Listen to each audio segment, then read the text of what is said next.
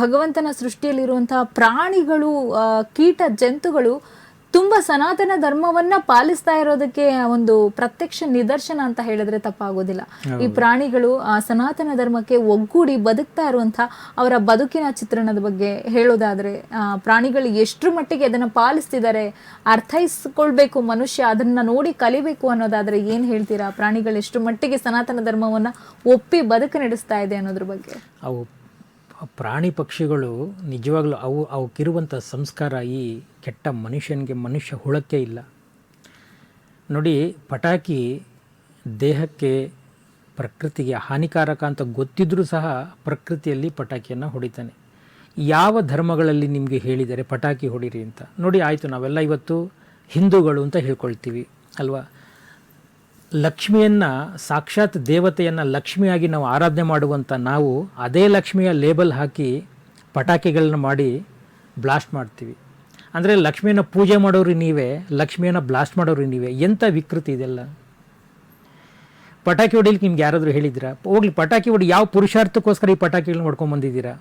ಪ್ರಾಣಿಗಳಿಗೆ ಹಿಂಸೆ, ಪ್ರಕೃತಿಗೆ ತ್ಯಾಜ್ಯ, ಪ್ರಕೃತಿಗೆ ಶಬ್ದ, ರೋಗಿಗಳಿಗೆ ಮನೋವೇದನೆ, ಇಷ್ಟು ತೊಂದರೆಗಳಿದೆ ಪಟಾಕಿಗಳಿಂದ. ಎಂಥ ವಿಷಾನಿಲವನ್ನು ನಾವು ಕೊಡ್ತೀವಿ. ಪ್ರಾಣಿ ಪಕ್ಷಿಗಳಿಗೆ ಎಷ್ಟೋ ಪಶು ಪಕ್ಷಿಗಳು ಅದು ಭಯಕ್ಕೆ ಎಷ್ಟು ಹಾರ್ಟ್ ಅಟ್ಯಾಕ್ ಸತ್ತೋಗಿರೋವಿದ್ದಾವೆ.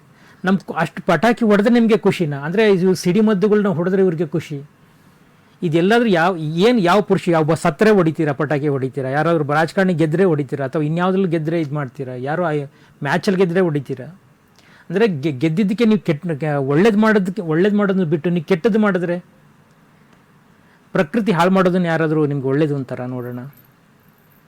ಇದು ಪ್ರಜ್ಞಾವಂತಿಕೆ ಅಂತೀರಾ?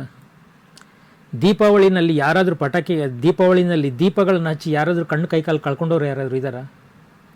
ಆದರೆ ಪಟಾಕಿಗಳನ್ನ ಹೊಡೆದು ಕಣ್ಣು ಕಳ್ಕೊಂಡ್ರು ಜೀವನ ಪೂರ್ತಿ ಅಂಧನಾಗಿ ಕುರುಡನಾಗಿ ಬದುಕ್ತಾನೆ. ಕೈ ಕಾಲುಗಳೆಲ್ಲ ಬ್ಲಾಸ್ಟ್ ಆಗಿರೋ ಉದಾಹರಣೆಗಳು ದಿನನಿತ್ಯ ನೋಡ್ತೀವಿ. ಕೆಟ್ಟದಂತ ಗೊತ್ತು, ಆದರೂ ನಾವು ಮಕ್ಳಿಗೆ ಪಟಾಕಿಗಳನ್ನ ತಂದುಕೊಡ್ತೀವಿ. ಆ ಶಬ್ದ ಅಂತ ಗೊತ್ತು, ಆದರೂ ನಿಮ್ಮ ಮನೆ ಒಳಗಡೆ ಇಟ್ಕೊಂಡು ಹೊಡೆದ್ಬಿಡಿ. ಹೇಳ್ತೀನಿ, ಅದನ್ನು ನಿಮ್ಮ ಮನೆ ಒಳಗಡೆ ಬ್ಲಾಸ್ಟ್ ಮಾಡಿ. ಪ್ರಕೃತಿ ಯಾಕಪ್ಪ ತರ್ತೀರಾ? ನಿಂತಾನೆ ದುಡ್ಡು ಕೊಟ್ಟು ತಂದಿರುವಂಥ ಪಟಾಕಿ ನಿಮ್ಮ ಮನೇಲಿ ಇಟ್ಕೊಂಡು ಹೊಡೆದ್ಬಿಡು ಅದನ್ನು. ಪ್ರಕೃತಿಲಿ ಬೀದಿಗಳೇ ಬೇರೆಯವರಿಗೆಲ್ಲ ತೊಂದರೆ ಕೊಟ್ಟು ಯಾಕೆ ಪಟಾಕಿಗಳು ನೋಡಿಬೇಕು? ಈ ಪಟಾಕಿ ಅನ್ನೋದು ಕೆಟ್ಟ ಸಂಪ್ರದಾಯ. ನಾನು ಅದು ಹೇಳ್ತೇನೆ ನೋಡಿ, ಅದು ಎಂತೆಂಥ ಲೇಬಲ್ ಆಗ್ತಾರೆ. ನಾನು ಯಾಕೆ ಈ ವಿಚಾರ ತುಂಬ ಸೀರಿಯಸ್ ಆಗಿ ಹೇಳ್ತಾ ಇದ್ದೀನಿ ಅಂತಂದರೆ, ನೋಡಿ, ಹಿಂದೂಗಳಾಗಿರುವಂಥ ನಾವು ಲಕ್ಷ್ಮಿಯನ್ನು ಪೂಜೆ ಮಾಡುವಂಥ, ತಾಯಿಯನ್ನು ಪೂಜೆ ಮಾಡುವಂಥ ನಾವು ಫೋಟೋದಲ್ಲಿ ಲಕ್ಷ್ಮಿ ಪೂಜೆ ಮಾಡ್ತೀವಿ. ಅದೇ ಲೇಬಲ್ನ ಹಾಕಿ ಲಕ್ಷ್ಮಿಯನ್ನ ಬ್ಲಾಸ್ಟ್ ಮಾಡ್ತೀವಿ.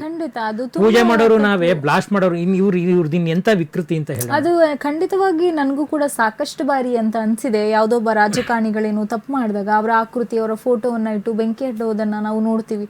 ಲಕ್ಷ್ಮೀ ಪಟಾಕಿ ಅಂತ ಹೇಳಿ ಪಟಾಕಿಯನ್ನ ಹೊಡೆದಾಗ ಅದು ಹೇಗೆ ಪೂಜನೀಯವಾಗುತ್ತೆ ಅಲ್ವಾ? ನಾನು ಅದಕ್ಕೆ ಹೇಳ್ತಿರೋದು. ಅಲ್ಲ, ನಿಮ್ಗೆ ಆರಾಧನೆ ಮಾಡೋದು ಅದನ್ನೇ, ಬ್ಲಾಸ್ಟ್ ಮಾಡೋದು ಅದಂದ್ರೆ ಏನು ನಿಮ್ದು ಉಚ್ಚಾಟ ಅಂತ ಅನ್ಸ್ಕೊಳ್ಳುತ್ತೆ ತೀರಾ ಮಟ್ಟಿಗೆ. ನೋಡಿ, ಇನ್ನೊಂದು ನಾನು ಹೇಳ್ತೀನಿ.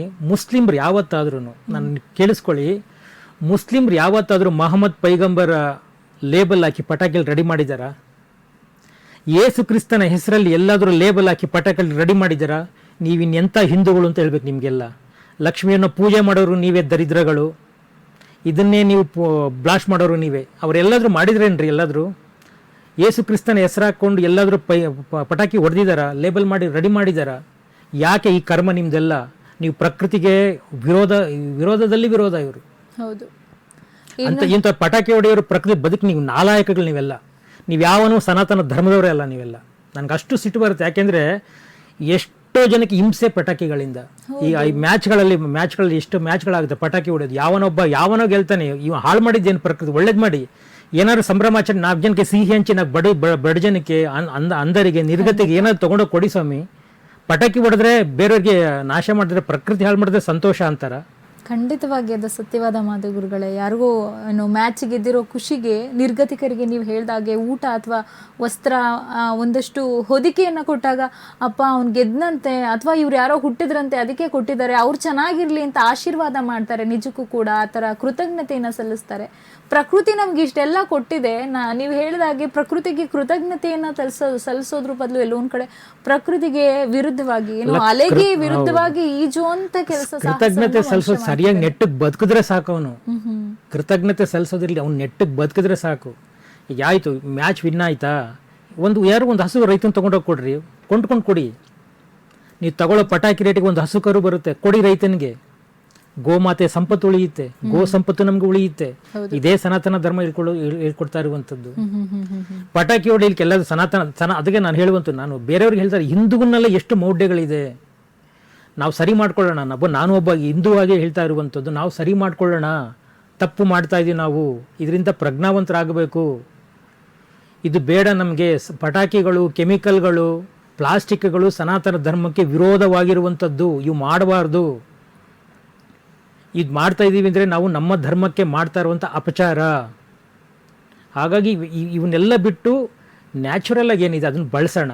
ಸನಾತನ ಧರ್ಮ ಗಾಳಿ ಏನಿದೆ, ಒಳ್ಳೆ ಗಾಳಿಯನ್ನು ಸೃಷ್ಟಿ ಮಾಡೋಣ, ಮರಗಿಡಗಳನ್ನು ಬೆಳೆಸೋಣ ಸ್ವಾಮಿ. ಭೂತಾಯಿಯನ್ನು ಸ್ವಚ್ಛವಾಗಿಡೋಣ, ಜಲವನ್ನು ಸ್ವಚ್ಛವಾಗಿಡೋಣ. ಅಗ್ನಿ ಬಿಡಿ, ಅಗ್ನಿ ತಂತಾನೆ ಸ್ವಚ್ಛವಾಗಿರುತ್ತೆ. ಅದಕ್ಕೆ ಅಗ್ನಿಗೆ ಯಾರು ಸ್ವಚ್ಛ ಮಾಡೋದು ಬೇಕಾಗಿಲ್ಲ, ತನ್ನನ್ನು ತಾನು ದಹಿಸ್ಕೊಂಡಾದ್ರೂ ಸ್ವಚ್ಛವಾಗುತ್ತೆ. ಬಹುಶಃ ಮನುಷ್ಯ ಕೂಡ ಹಾಗೆ ಅಗ್ನಿಯಾಗೆ ಇದ್ರೆ ತುಂಬಾ ಉತ್ತಮ ಅಂತ ಅನ್ಸುತ್ತೆ. ಎಲ್ಲರೂ ಸುಟ್ಟಾಕ್ಬಿಡ್ತಾ ಇದ್ದ. ಹೌದು, ಎಲ್ಲೋ ಒಂದ್ ಕಡೆ ಕೆಟ್ಟವರು, ದುಷ್ಟರು ಕೂಡ ಹತ್ರ ಬರೋದಕ್ಕೆ ಹೆದರ್ಕೋತಾ ಇದ್ರು, ನಾಶ ಮಾಡೋದಿರ್ಲಿ, ನಾವು ಒಡೆದಾಟಕ್ಕೂ ಕೂಡ ಬರೋದಕ್ಕೆ ಹೆದರ್ಕೋತಾ ಇದ್ರು. ಎಲ್ಲೋ ಒಂದ್ ಕಡೆ ಅತಿಯಾದ ಸಹಿಷ್ಣುತೆ ಈ ಮಟ್ಟಿಗೆ ತಂದಿಟ್ಬಿಟ್ಟಿದೆ ಅಂತ ಅನ್ಸುತ್ತೆ. ಈ ಸನಾತನ ಧರ್ಮವನ್ನ ಪಾಲಿಸ್ತಾ ಇರುವಂತಹ ಪ್ರಾಣಿಗಳು ಗುಣದಲ್ಲಿ ಮೇಲು ಅನ್ನೋ ಹಾಗೆ ಅವರು ನಿಜಕ್ಕೂ ಕೂಡ ಸನಾತನ ಧರ್ಮವನ್ನ ಪಾಲಿಸ್ತಿದ್ವೆ. ಎಲ್ಲಾ ಪ್ರಾಣಿ ಪಕ್ಷಿ ಜಂತು ಕೀಟಗಳೆಲ್ಲ. ಮನುಷ್ಯನೇ ಎಲ್ಲೋ ಒಂದ್ ಕಡೆ ಅಜ್ಞಾನದ ಕಡೆಗೆ ಹೋಗ್ತಾ ಇದ್ದಾನೆ ಅಂತ ಅನ್ಸುತ್ತೆ. ಈ ಮನುಷ್ಯ ಇದನ್ನ ಕಲಿಬೇಕು ಅಂತ ಹೇಳಿದ್ರೆ ಈ ಪ್ರಾಣಿ ಪಕ್ಷಿಗಳ ಒಡನಾಟ, ಪ್ರಕೃತಿ ಜೊತೆಗೆ ಪ್ರಾಣಿ ಪಕ್ಷಿಗಳ ಜೊತೆನೂ ಜಾಸ್ತಿ ಒಡನಾಟ ಬೆಳೆಸ್ಕೋಬೇಕು ಅಂತ ಅನಿಸ್ತಾ ಇದೆ. ಈ ಪ್ರಾಣಿ ಪಕ್ಷಿಗಳ ಜೊತೆ ಒಡನಾಟವನ್ನ ಬೆಳೆಸ್ಕೊಳ್ಳುವಂತ ಈ ಮನುಷ್ಯನ ನಡೆ ಹೇಗಿರ್ಬೇಕು? ಒಂದು ಪ್ರಾಣಿಯನ್ನ ಸಾಕೋ ಪ್ರಾಣಿ ಆಗಿರ್ಬೋದು ಅಥವಾ ಪಕ್ಷಿಗಳನ್ನಾಗಿರಬಹುದು, ಆ ಒಡನಾಟ ಮನುಷ್ಯ ಮತ್ತೆ ಈ ಪ್ರಾಣಿ ಪಕ್ಷಿಗಳ ಮಧ್ಯೆ ಹೇಗಿರ್ಬೇಕು? ಸನಾತನ ಧರ್ಮವನ್ನ ನಾವು ಎತ್ತಿ ಹಿಡಿಬೇಕು ಅಂದ್ರೆ ನಾನು ಅದಕ್ಕೆ ಹೇಳ್ತಾ ಇರುವಂಥದ್ದು, ಪ್ರಾಣಿಗಳು ಹೇಗೆ ಬದುಕ್ತವೆ, ನಾವು ಅವ್ರ ಜೊತೆ ಸಂಜೋಡಣೆಯಾಗಿ ಬದುಕಬೇಕು. ಗೋಗಳನ್ನ ನಾವು ಅಷ್ಟು ಭಕ್ಷಣೆ ಮಾಡಿ ತಿಂತಾರಲ್ಲ ಇವರು, ರಕ್ಷಣೆ ಮಾಡ್ರಪ್ಪ. ಗೋ ಸಂಪತ್ತಿದ್ರೆ ನಾವು, ಗೋ ಸಂಪತ್ತಿದ್ರೆ ನಾವು. ಗೋ ಸಂಪತ್ತು ಇಲ್ಲದೆ ಮನುಷ್ಯ ಬದುಕಲಿಕ್ಕೆ ಸಾಧ್ಯನಾ? ಸನಾತನ ಧರ್ಮಕ್ಕೆ ಮೂಲ ಕಾರಣ ಗೋ ಸಂಪತ್ತು. ಹಸುಗಳಿಲ್ಲ ಜನನ ನೋಡಿ, ಮೊನ್ನೆ ಯಾವುದೋ ಒಂದ್ರಲ್ಲಿ ನಾನು ಹೇಳ್ತಿದ್ದೆ, ಆಮ್ಲಜನಕವನ್ನು ತೆಗೆದುಕೊಂಡು ಆಮ್ಲಜನಕವನ್ನು ಬಿಡುವಂತ ಏಕೈಕ ಪ್ರಾಣಿ ಹಸು. ಅದಕ್ಕೆ ಒಳ್ಳೆ ಗೋ ಮಾತೆ ಅಂತ ಕರೀತಾರೆ. ಏನು ತಗೊಂತೀರಾ ನೀವು? ಆಮ್ಲಜನಕ ತಗೊಂಡು ಇಂಗಾಲದ ಡೈಆಕ್ಸೈಡ್ ಅನ್ನು ಬಿಡ್ತೀವಿ. ಆ ಯೋಗ್ಯತೆ ನಮಗಿಲ್ಲ. ಅದಕ್ಕೆ ಮನುಷ್ಯ ಎಲ್ಲದಕ್ಕೂ ನಾಲಾಯಕ ಅಂತಾನೆ ಹೇಳಬೇಕು, ನನ್ನನ್ನು ಸೇರಿ ಹೇಳ್ತಾ ಇರುವಂಥದ್ದು. ಯಾಕೆ ಇದನ್ನೆಲ್ಲ ಹೇಳ್ತಾ ಇದ್ರೆ, ಒಬ್ಬನಿಗೆ ನಾಯಿ ಸಾಕಕ್ಕೆ ನಿಮಗೆಲ್ಲ ಮನೇಲಿ ಜಾಗ ಇರುತ್ತೆ, ಒಂದು ಹಸು ಸಾಕಕ್ಕೆ ಜಾಗ ಇರಲ್ಲ. ನಾಯಿ ಕೊಂಡ್ಕೊಳ್ಳೋಕ್ಕೆ ನಿಮಗೆ ಅದಕ್ಕೆ ರಾಶಿ ಮೆಡಿಸಿನ್ಸ್ ತುಂಬಕ್ಕೆ, ಔಷಧಿಗಳನ್ನು ತೊಗೊಳಕ್ಕೆ, ಅದಕ್ಕೆ ಒಳ್ಳೆ ಬೇರೆ ಬೇರೆ ಆಹಾರಗಳನ್ನು ತೊಗೊಳಕ್ಕೆ ನಿಮ್ಮ ಹತ್ರ ದುಡ್ಡು ಇರುತ್ತೆ. ಅದನ್ನು ತೊಗೊಂಡು ಬೀದಿಲೆಲ್ಲ ಹೋಗಿ ಏನೇನೋ ಮಲಿನ ಮಾಡಿಸ್ಕೊಂಡ್ಬರ್ತೀರ. ಹಸು ಕಟ್ಟರೆ ಮನೇಲಿ ಒಂದು ನಾಯಿ ತೊಗೊಳ್ಳೋ, ಒಂದು 100 ಕೋಟಿ, ಮೊನ್ನೆ ಯಾವುದೋ ಒಂದು ಹೇಳ್ತೀನಿ, 100 ಕೋಟಿಗೆ ಒಂದೊಂದು ನಾಯಿ ಇದೆ ಅಂತೆ. 100 ಕೋಟಿಗೆ ಎಷ್ಟು ಹಸುಗಳು ತೊಗೋಬೋದು? ಈ ಪ್ರಜ್ಞಾವಂತಿಕೆ ನಮಗೆ ಬರೋದು ಬೇಡವಾ? ತಗೊಂಡ್ರೆ ಆ ಪ್ರಜ್ಞಾವಂತಿಕೆ ನಾವು ತೊಗೊಂಡ್ರೆ ನಾವು ಸನಾತನದಲ್ಲಿ ಇದ್ದೀವಿ, ಬದುಕ್ತಾ ಇದ್ದೀವಿ, ಅದಕ್ಕೊಂದು ಗೌರವ ಕೊಡ್ತಾ ಇದ್ದೀವಿ ಅಂತ ಅರ್ಥ. ಇಲ್ಲಾಂದ್ರೆ ಈ ಮೌಢ್ಯಾಚರಣೆಗಳು ಮಾಡ್ತಾ ಇದ್ರೆ ನಾವು ಸನಾತನ ಧರ್ಮಕ್ಕೆ ವಿರೋಧವಾಗಿದ್ದೀವಿ, ವಿರೋಧಿಗಳು ಅಂತಲೇ ಅರ್ಥ, ಮಾಡ್ತಾರೋ ಅಪಚಾರ ಅಂತ ಅರ್ಥ.